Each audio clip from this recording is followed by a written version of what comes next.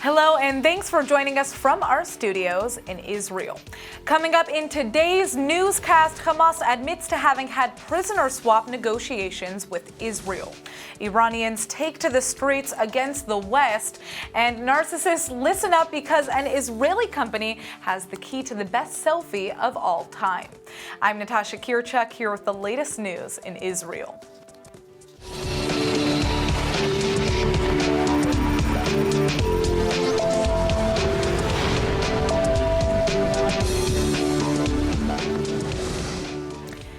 Senior Hamas officials are finally confirming that there have been efforts to arrange a prisoner exchange with Israel, but so far the terror organization is claiming that none of the offers from the Jewish state come close to meeting their demands. Israel's been trying to secure the release of 3 Israeli men who are believed to have crossed into Gaza willingly, but are now being held captive by the terror group. Jerusalem also wants the remains of 2 soldiers, Oron Shaul and Hadar Goldin, the IDF declared were killed in action during the 2014 Gaza conflict. But the Islamist group insists that the negotiations will only get underway if Israel releases 60 of its Hamas operatives who were rearrested after being set free in an earlier swap. Israeli security forces took many of the convicts back into custody who had been freed in the 2011 deal for IDF soldier Gilad Shalit, when 3 Israeli teenagers were abducted by Hamas terrorists in 2014. All 3 of the teenagers were murdered. Hamas has also admitted to rejecting a recent humanitarian offer from Jerusalem to exchange one of the terrorists' mentally ill members for 2 of the Israelis, who are also believed to suffer from emotional instability issues. Since the radical Islamist Gaza rulers remain committed to Israel's destruction, the current round of talks between the 2 sides is being mediated by a third party, which remains unnamed for the time being. Hamas is denying the broker is Egypt. Every year, Iran commemorates the anniversary of its 1979 Islamic Revolution with mass nationwide rallies and speeches blasting Israel and the United States. This year was no exception, although the U.S. president was targeted by even more scathing rhetoric than usual. Demonstrators in Tehran and similar rallies across Iran gathered to swear allegiance to the Islamic Republic's extremist clerical establishment, and specifically protest against President Trump. Iranian President Hassan Rouhani is urging his nation's faction-ridden elite to seek unity, amid increased tensions with Washington.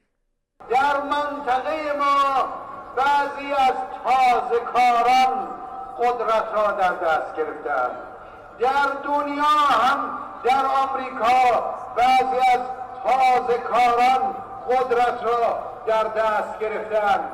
همه اونها باید بدانند در برابر ملت ایران تنها باید با احترام و تکریم با این ملت بزرگ حرف بزنند. Crowds of demonstrators responded by screaming "Death to America" and waving signs reading "Down with the USA."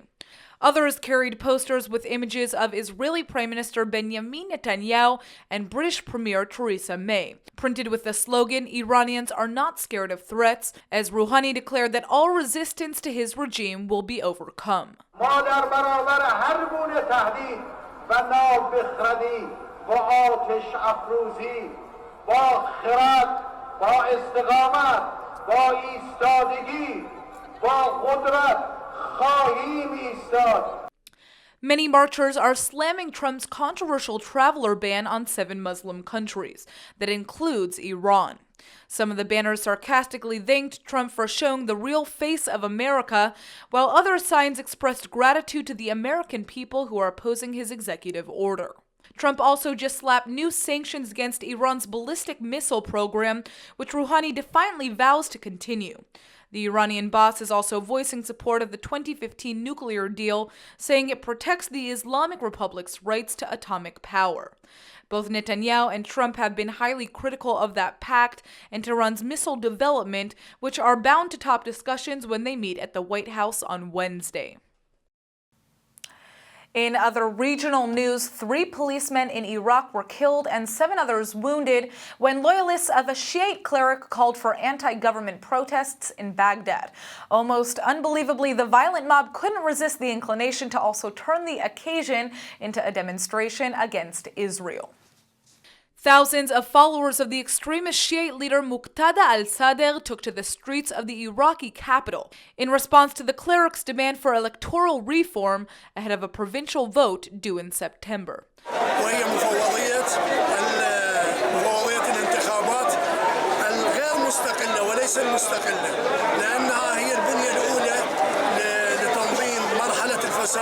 The rally quickly turned ugly and demonstrators began chanting "No, no for Israel" and "Yes for Iraq." Police fired tear gas into the crowd after several missiles were fired into the city's heavily fortified green zone that houses government buildings and many foreign embassies. Al-Sadr supporters have been protesting regularly since April of last year, when thousands stormed the district amid other violent clashes with Iraqi security forces. Heading into Wednesday's White House summit with Prime Minister Netanyahu, the Israeli leader's goal will be to encourage President Trump to follow up on his stated priorities.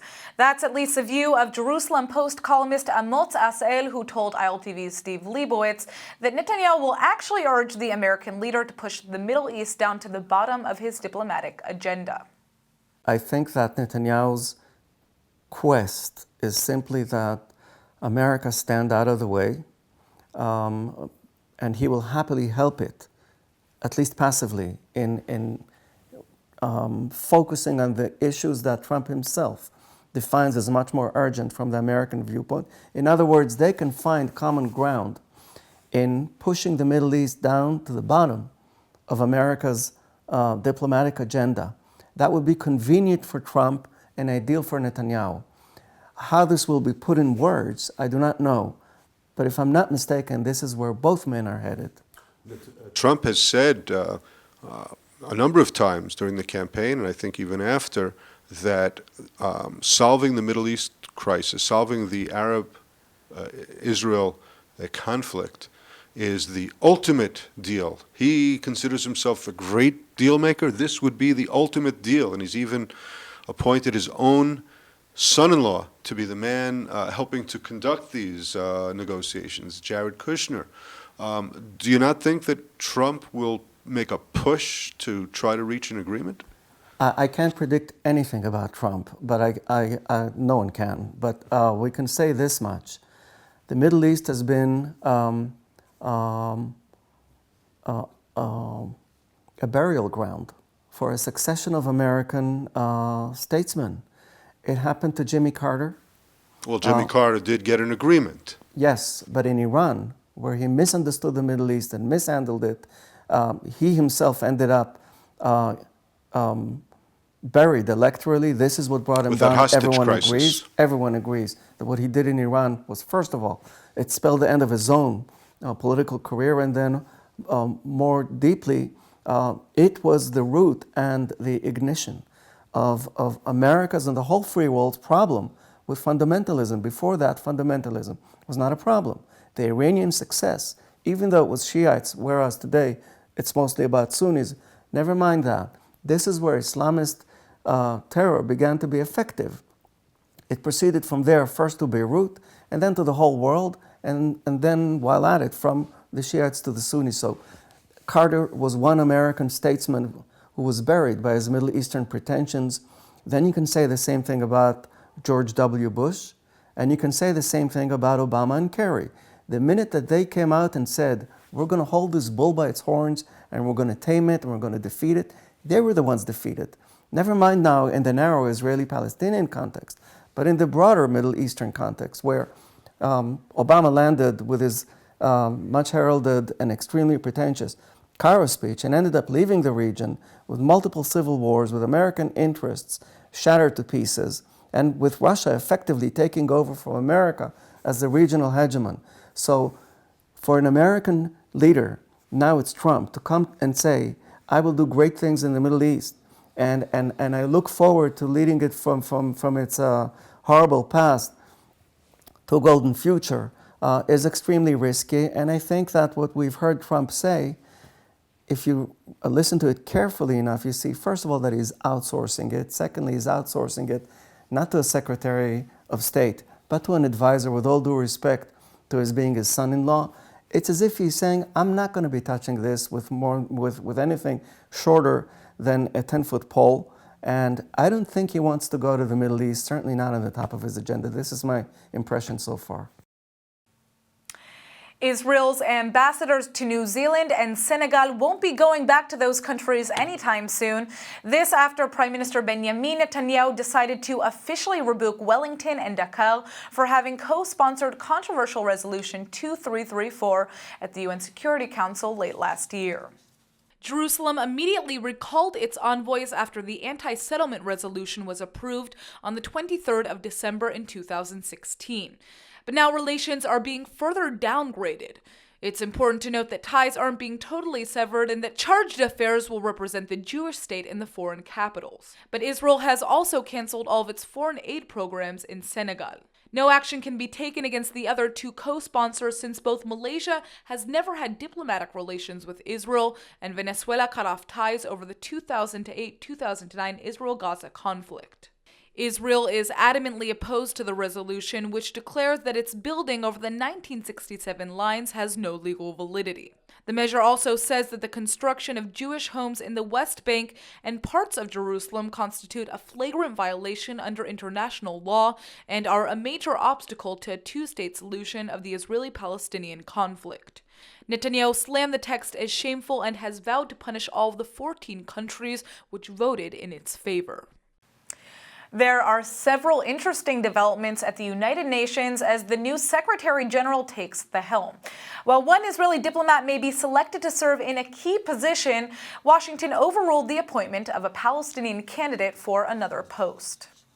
The UN's top boss, Antonio Guterres, personally called Israeli Zionist Union member of Knesset Tzipi Livni to tell her she's on his short list as the next Under-Secretary General of the world body.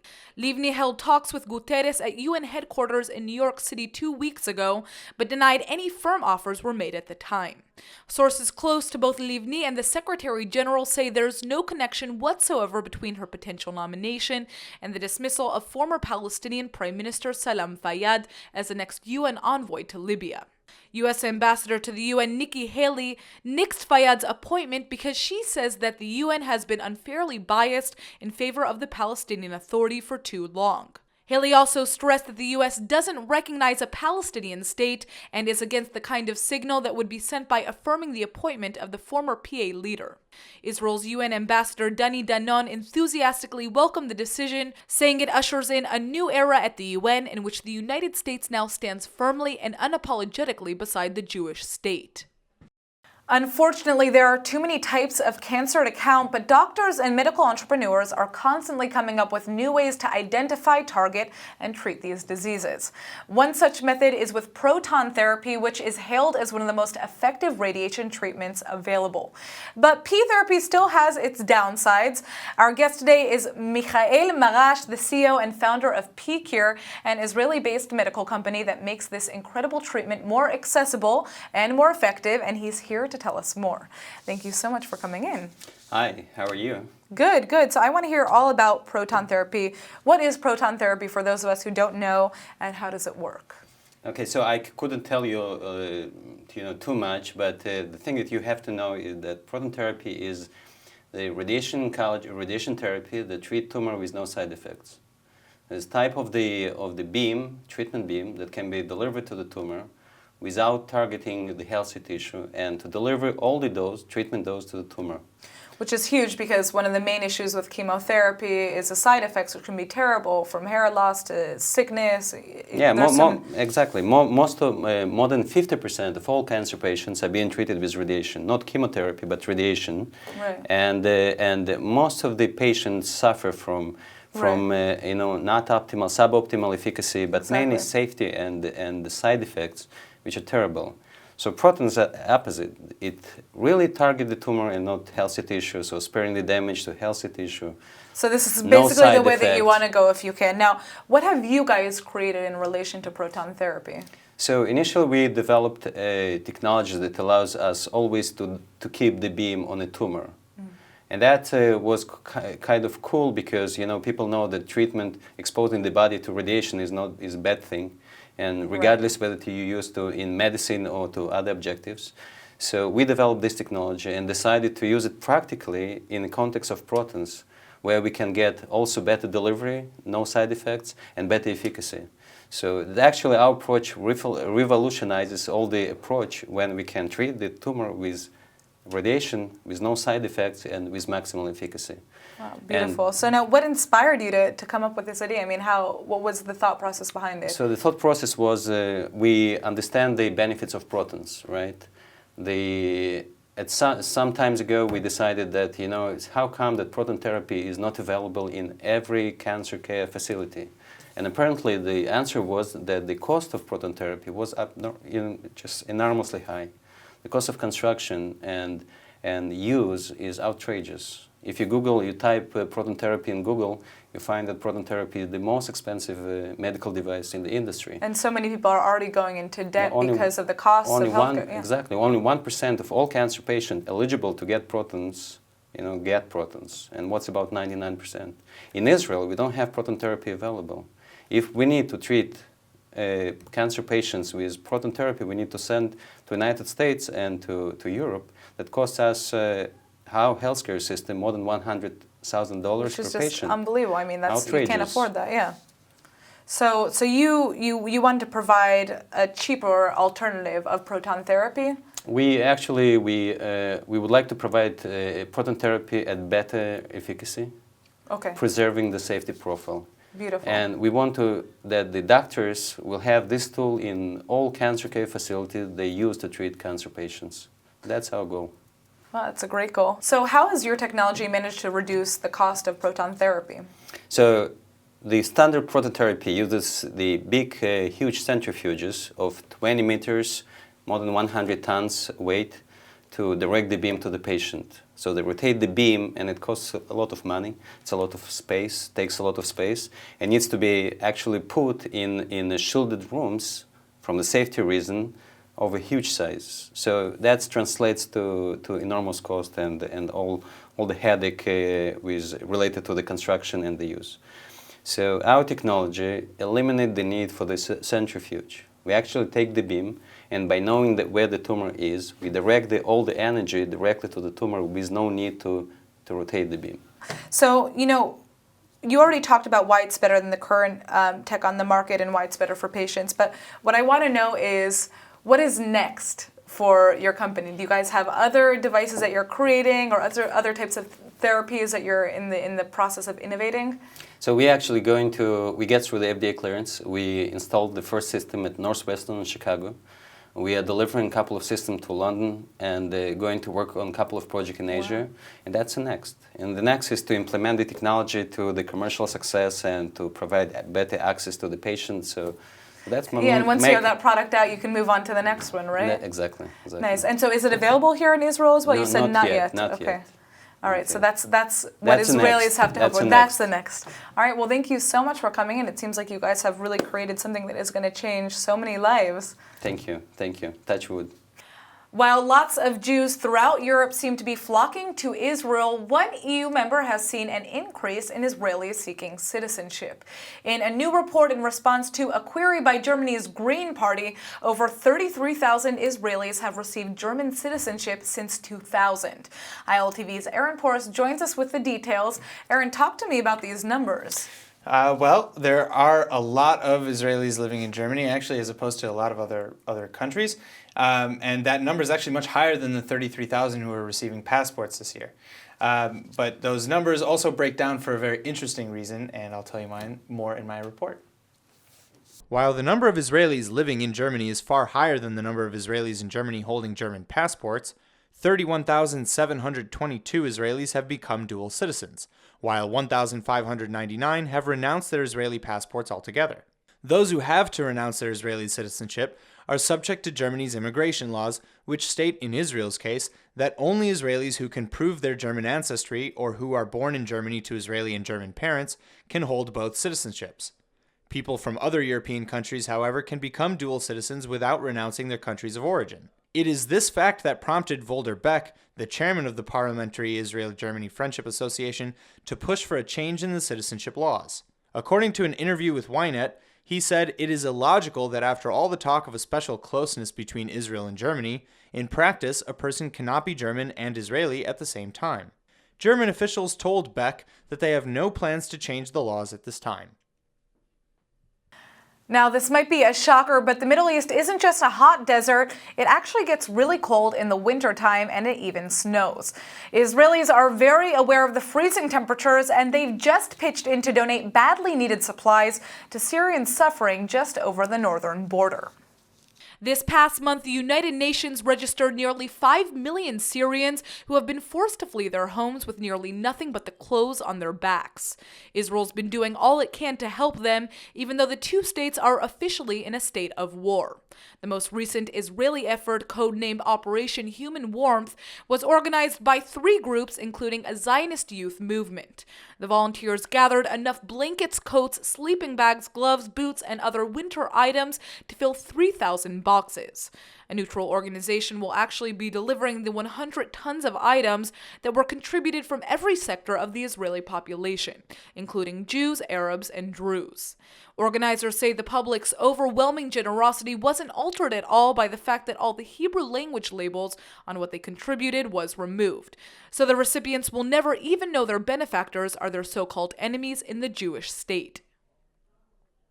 There's a new reason to start licking your lips in anticipation because a fleet of food trucks will soon be serving up delectable wares throughout Jerusalem.